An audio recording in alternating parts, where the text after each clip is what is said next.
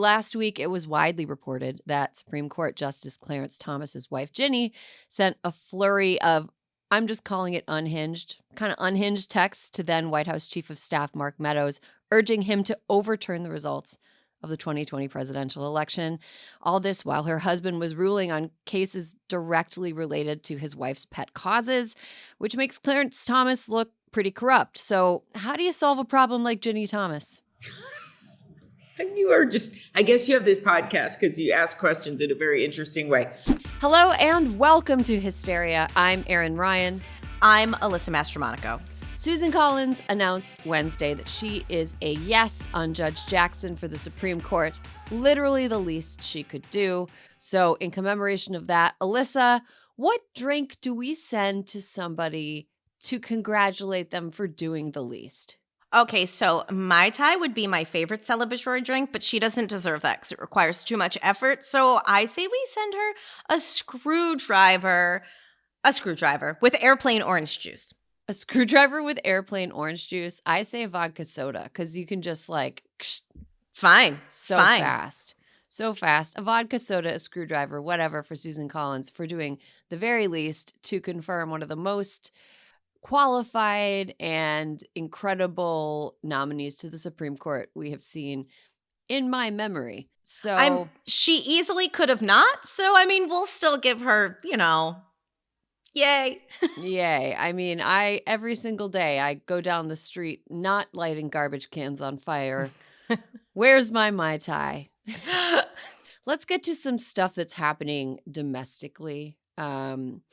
We talk about kind of the bigger political stories on here, but I think we really like to zero in on stories that maybe get missed in the sort of bread and circuses of it and the kind of everyone focusing on the castle intrigue, which is the stupidest phrase of all time. And it makes me want to never, ever go back to DC, even though people there are very nice. Ever. I could never go back. How is it a city is simultaneously so cool? Like there's so many cool things about people who are like long-term DC residents and the culture of DC itself. And then so uncool, like the transient in and out. Profoundly. It is uncool. A study in contrasts, DC. And I was probably profoundly uncool, but I never went out, so nobody knew it but me. So you weren't out there stinking up the joint for sure. No. I was just getting takeout Thai food and going back to my house. That actually sounds like what I've done in every place I've lived, most of the time. So the FDA has made mail-order abortion pills legal. So among all of this conversation we've been having about the end days of Roe and various states just unleashing their kookiest characters to make insane laws about things like ectopic pregnancies and all that. There are some steps being taken to make abortion access easier for people who can get pregnant and may want to have an abortion. So the FDA made mail-order abortion pills legal, but it's still super hard to access them. Alyssa, I have a feeling why that is, but can you kind of break it down? Well, Erin, you'll recall that back in December, we discussed this. You were not here, but you and I texted about it. And when they did this, you and I both were like, the anti-choice people are not going to like this because it does one thing. It takes away the theater that they love. They love picketing Planned Parenthood. They love marching. They love those terrible graphic posters that they hold up. That aren't even necessarily how a typical the byproducts of a typical abortion procedure would look like. It's gruesome. They're histrionics. It's the whole thing. So we knew that they were going to be little bitches about getting these pills over the mail.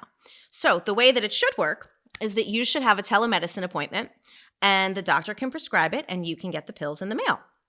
However, some of our least favorite states, 32 of them as a matter of fact, have done some jiggery-pokery over the past couple of months. 32 states require a doctor to administer the drugs. Reminder, these drugs are safer than Tylenol. Safer than Tylenol. Tylenol also surprisingly unsafe for the number of people who take it and the ways in which they take it. Exactly. And then 19 states require the prescribing doctor to at least be present when the pills are taken. Okay, can I break in here real quick? Please do. I have had a medication abortion before. Mm-hmm. And there is literally no reason that any aspect of it needed to be supervised. It is swallowing pills. The pills do not get you high. Like No. It's not even you can use telemedicine to access Adderall now. Yes. You know, like a literal like an upper that behaves for a lot of people like a party drug. For people who do not need it, it acts like OTC speed. For people who do need it, it's really helpful. But for people who don't need it, they use it for recreation. Right. Abortion drugs are not recreational. They do not impair you. The process of taking it is you take one in the doctor's office and then you take one at home. Sometimes you have them as like a vaginal suppository. Sometimes you take it orally. The second thing you take, several hours later. You do not need a doctor to watch you swallow the first thing. Well, here's a funny thing, Erin. The narcotics that you could be prescribed for pain from a surgery, whatever, you don't have to go to the doctor and take it in front of the doctor to make sure that you don't abuse it. Like, there's no reason why this drug needs to be supervised. But in addition to the other problems, 19 states require 2 or more in-person visits now to receive the medicine. So you got to take time off your job, go in once, go back home, I guess think about the choice you're making, go back in a second time, and then you can get it. Yeah, go back home and then during your time that you're home, you look up pregnant in the dictionary to see what it means because you see if you understand it. What's going on in my body? What it meant before. That's why I'm getting an abortion. Oh God. And then 6, lastly, in the past couple of months, 6 of our favorite states have just made it straight up. You can't get them via telemedicine or the mail. That seems like an unnecessary pain in the ass. That seems like an undue burden. It seems like an undue burden. It seems like a lot of people just want you to have to go to Planned Parenthood where they can pick at you, try to humiliate you and shame you out of a very reasonable health choice that you're making. Yeah. I mean, and here's the thing. If you are pregnant and you don't want to be, these laws are not going to stop you from getting an abortion. You know what I mean? I'm not like totally. There's like a trade-off where, like if it's not an abortion is not like I'm sitting on the couch and I really want to have a snack and there's like some banana chips on the coffee table, but what I really want is like apple slices, but then I'd have to get up and like cut them up. Right. I'm just going to have banana chips. I'm not like I'm pregnant and like I want to not be pregnant. So it's just too much. I'm just not going to do, it's not like that. You know what I mean? Like no, people will put their lives at risk in order to not be pregnant because it is a super risky medical like ordeal. Pregnancy can lead to all kinds of negative outcomes for people, especially those who do not want to be pregnant. Yeah. Like the stress, the trauma of having to go through pregnancy if you don't want to, the stress and trauma of childbirth, the financial burden of all of that, the time burden, like all of the appointments you have to go to, even if you are perfectly healthy and you have a boring pregnancy. Right. Like, by the end of my pregnancy, I had to go to the doctor once every other day. Every other day. What was I? God, that seems super convenient and easy. Yeah, and most of the visits were like I would sit and wait 10 minutes. They would call me back. They would be like, lift up your shirt. They would listen to the heartbeat, be like, everything feel good? You look good? Everything good? Okay, bye. See you in 2 days. Like, you know how Mitch Hedberg had that joke about how, those catch and release fishing shows kind of refresh me. He doesn't quite get. He had a joke that was like, he was watching a fishing show where they caught the fish and they didn't eat it. They just let it go. They didn't want to eat the fish. They just wanted to make it late for something. And like, This is how I feel about all of these laws. It's like they're not actually going to stop people from having abortions. they just want to make it the biggest pain in the ass possible. As hard and as expensive and inconvenient as humanly possible. Here's the thing. These people love punishment so much. Just hire a dominatrix. Just hire a professional to give you all of the spankings that you feel like you want in your life, and quit externalizing the spankings on the rest of the world, you know? I hard agree on that one. Yeah, hard agree. Okay, well, we've got more ranting that we could do about this, but I wanted to move on to, we've got a fun toast this week. And not like a screwdriver to the frowning chamber kind of No. toast. That's actually a bit of a roast. Yeah, that's a troast. A troast. It was a backhanded toast. A new segment. Troast. Get your troast mugs. Oh, God. I am tired. We wanted to take a pause and recognize something that really didn't get discussed in light of some of the more like, you know, culturally the chaos, chaotic events of the night. And that is CODA winning big. Yeah. Big. CODA had a huge fucking night. And we just wanted to toast CODA. CODA, which stands for Child of Deaf Adults, won Best Picture. First Sundance movie to take the top Oscar as well. And supporting Troy Kotsur became the first male who is deaf, and the second actor who's deaf to win an Oscar. And the first was his co-star Marlee Matlin, who won 35 years ago for Children of a Lesser God. So what's really cool about CODA, and what is really important, is that it really increases deaf visibility in a way that that people who are deaf have appreciated and gotten to enjoy. And it's really cool to see those stories have so much visibility. Definitely. Okay, so toast to CODA. Also a posthumous toast to one Madeleine Albright. One of the baddest bitches ever in the federal government. Can I share a quick Madeleine Albright story? Madeleine Albright, by the way, former Secretary of State under President Clinton, the first female Secretary of State, passed away a week ago Wednesday of cancer at age 84. You know, on one hand, I'm like, 84, that's a nice long life. On the other hand, I'm like, why can we have Madeleine around for like 15 more years? Because totally. It's possible. People do live to be 100. Jimmy Carter, do not trend on Twitter or I will get a heart attack. So Albright was the U.S. ambassador to the UN from 1993 to 97. She was Secretary of State from 1997 to 2001. President Biden described her as a force, and flags were flown at half-staff at the White House and government buildings, including embassies, and until March 27th. So there was a few days that they were flown at half-staff.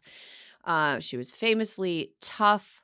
She was famous wearer of brooches. Pin diplomacy, baby. Passive-aggressive sender of messages via brooches.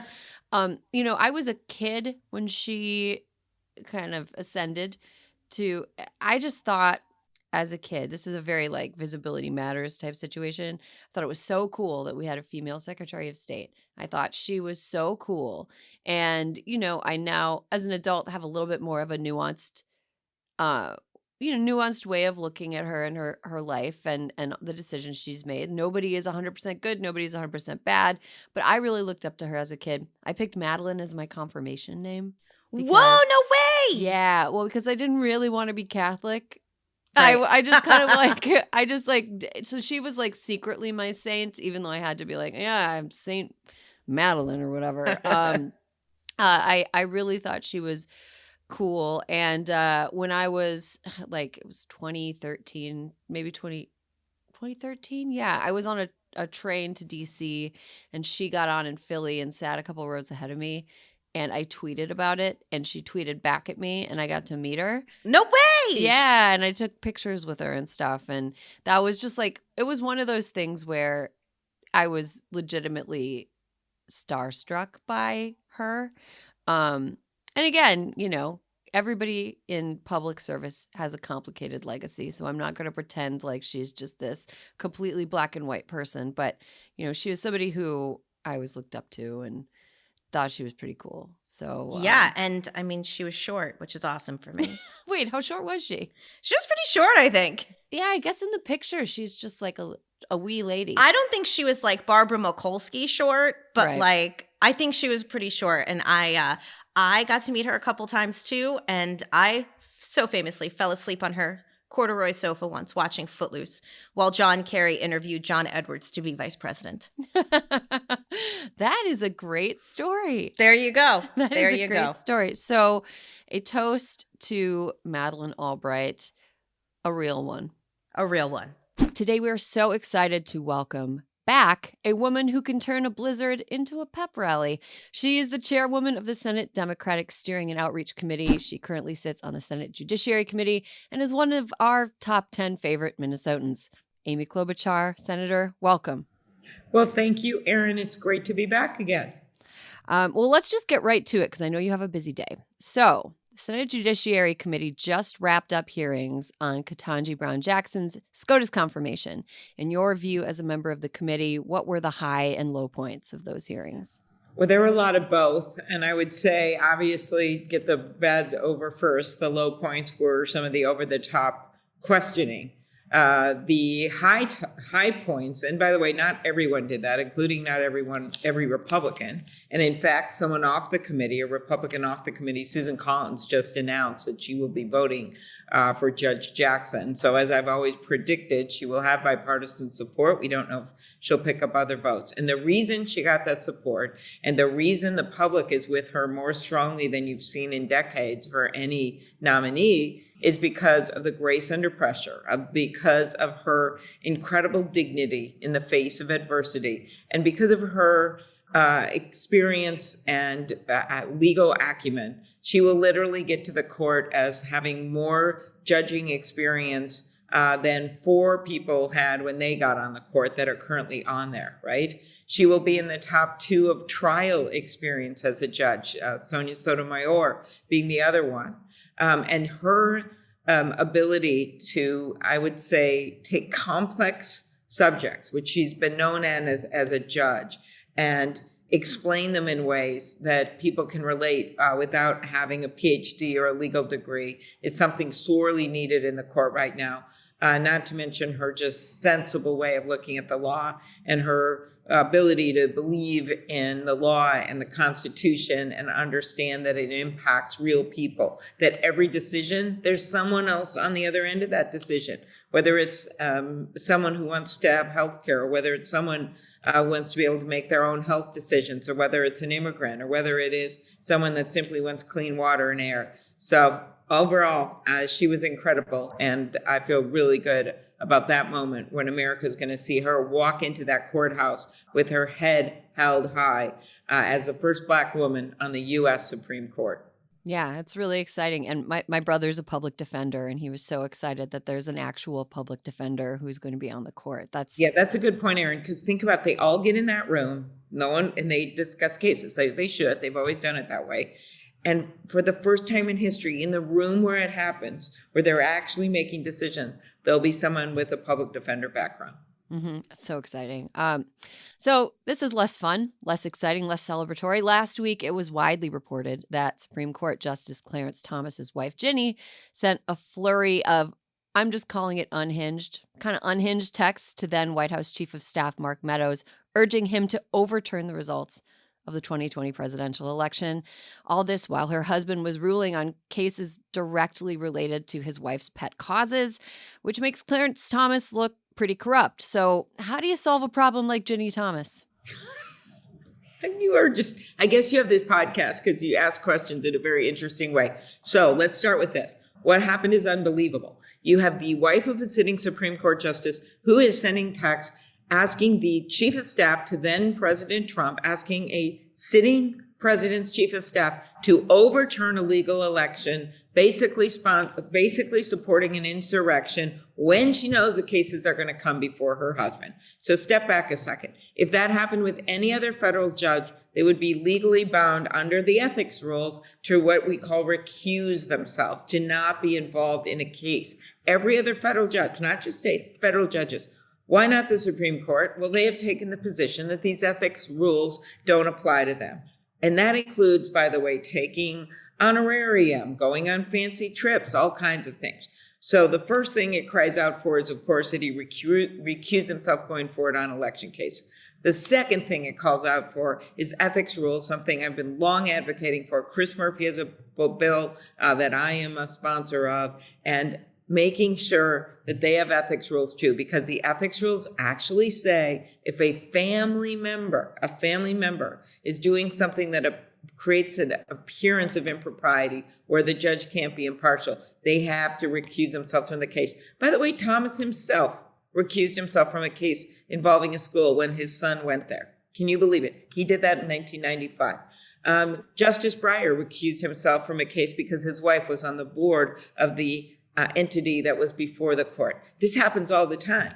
But this guy, if the court wants to have any credibility here and integrity, I think Justice Roberts, who I have respect for, has got to come out and he's got to say, we're going to do these ethics rules. And going forward, Justice Thomas is going to be recusing himself.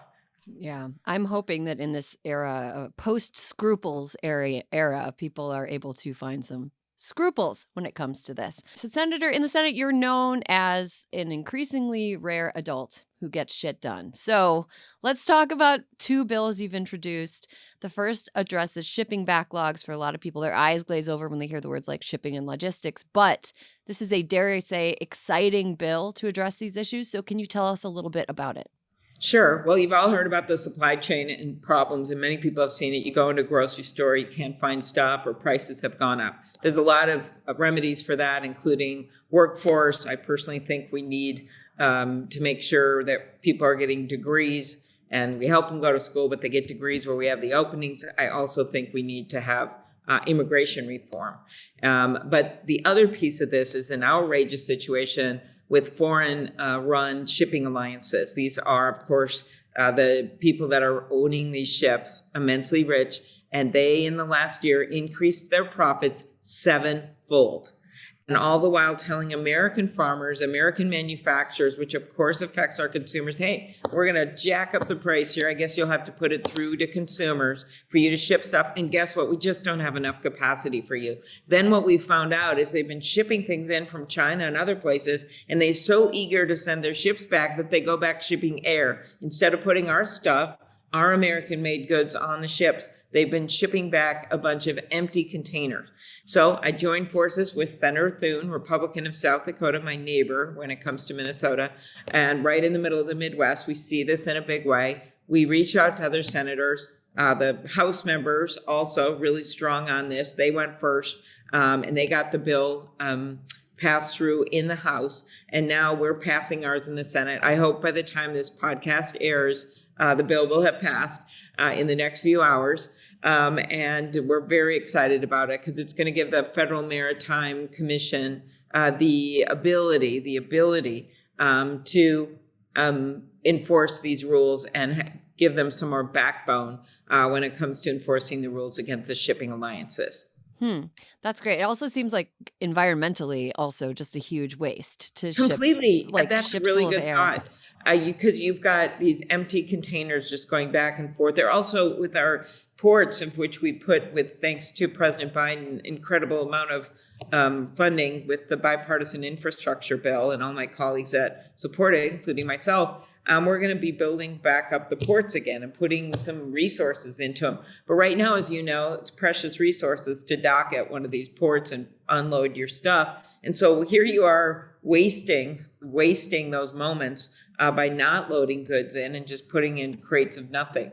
Then you use those crates to put stuff in it from China or another country. They come back. It's outrageous. And we want to be a country that makes stuff, invents things, and exports to the world.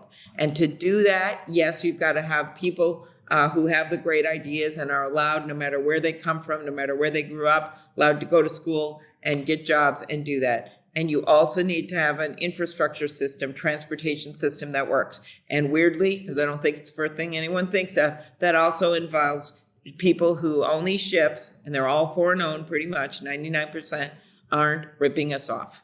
Mm-hmm. That's a very succinct sum. And you would rarely hear me say this, but kudos to Senator Thune. It's very cool that you guys are working together on that. I also recently learned that the Capitol has 252 male sculptures and only 14 female sculptures. Senator, what is being done about that?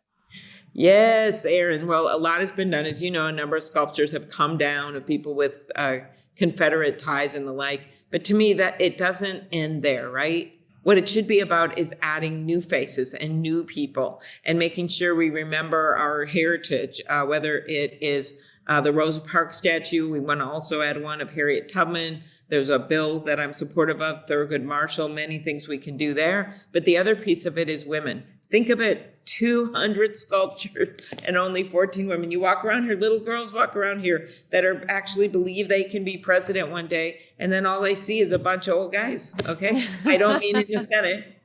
I mean in the sculptures. So what we did is I thought, actually Justice Ginsburg's daughter and granddaughter came to see me right after she died. And they said, we really would love to honor our mom and grandma. And I said, of course. And then I thought to myself, well, if we're going to honor Ruth Bader Ginsburg, we should also honor Justice O'Connor because she was the first woman on the Supreme Court. And so I got a group of senators, including Susan Collins, who just announced her support, of course, for Judge Jackson, and women led the bill. And we put the bill in, we gathered the support in the Senate, we passed it in the Senate, just passed in the House. President Biden's going to sign it into law. And I had so much fun the other night. I got to call Jane Ginsburg. I got to call Justice Ginsburg's daughter. And then I also got to call Scott O'Connor, who is Justice O'Connor's son. And of course, we've lost both of these icons, but they're really, really excited. And I somehow think more kids on school tours are going to want to see these two women as statues that some of the old guys that we can't even remember whose names they are. I mean, also, I feel like it would be a little bit more difficult just psychologically to pass aggressively anti-woman laws when they're looking down at you. Yeah, exactly right. They're making eye contact. Like, I see what's going on. Come on, yeah. I'm right here. So in honor of Women's History Month, is there a woman who from the president of the past who you think is doing great work or has done incredible work, who flies under the radar and is a little undersung, that you'd like to shout out? I did want to just acknowledge, because she never flew under the radar, Madeleine Albright, who we just lost. If you think of people who shouldn't be forgotten as a first in so many ways, and hilarious, by the way, was incredible. I think about people in the Senate. I just can't help but think of my home base. I think of someone like Mazie Hirono, who I know everyone knows, but maybe not quite the household name, the senator from Hawaii. Man, she did this gun violence bill with me. She's helping on an immigration issue with South Korea. That's incredible. She went through really serious cancer and has come out the other end, and she just keeps doing it. And she's just this pillar of strength. So someone I think of that, you might not think of every single day. There's just women. There's these incredible cadre of women ambassadors right now. I was just with the Canadian ambassador, Ambassador Hillman. And of course, they're one of our strongest allies. And I still remember it was a Canadian ambassador that had the banners that said friend, ally, partner, right, going down on their embassy. And we negotiated in the last few years the U.S. Mexican-Canadian trade agreement. And Ambassador Hillman has been dealing with a lot of issues at our border. Remember the trucks? As well as opening our borders, and has been a big advocate for that. And we finally have gotten them open. So again, maybe unsung women that you don't realize, but there's not been that many women in the diplomatic corps. So honoring her and Madeleine Albright, Wendy Sherman that I just was with, she did a briefing on Ukraine, who is key in negotiating the Iranian agreement in the past, is in the State Department. You just see women that maybe aren't elected, that are in these incredible positions of power, and watching her take the questions from especially some of the Republican senators in this classified briefing and answering them with so many facts and truths. And it really brings the temperature down sometimes. So she's just someone else, because I just saw her 2 hours ago. So. I mean, it's in light of the Judge Jackson hearings and what you're telling me, I just really feel like any past critique of women as like the emotional ones was way off base, because I feel like women, we're witnessing over and over, women are the ones that like bring the temperature down, calm things down, and get things done. Completely. And I think that's just coming true. And you just had to give people that opportunity, because when you have so few women in power, you're not really going to see that as much. And it's a multiplying factor. The more you put in, the more they put in. I remember when I first became the county attorney in Hennepin County, and I had these 2 jobs to fill. Most of the people were career people, and there was like 400 people working there. And I had my 2 deputies, kind of one on the criminal side, one on the civil side. And I ended up picking 2 women. And so here I'm the first woman in the job. I picked 2 women to run it. And I end up taking them to lunch, right? They didn't know each other, to celebrate this moment. And the waiter came over and says, it's 1998. How are you 3 little gals doing? Are you taking a break from work? Here I am. The power trio. And I said, no, I am going to be the Hennepin County attorney. It was right before I got in. And these are my 2 women deputies who are running this office. And anyway, they did incredible work. They both became judges, actually. So. Oh, that's great. That's great. Yeah. Little gals. Don't call women little gals. Yeah. Adults of all genders. Do not do it. Well, Senator Klobuchar, thank you so much for joining us. I'll see you at the state fair later this year. Okay. Oh, very good. We'll be ready.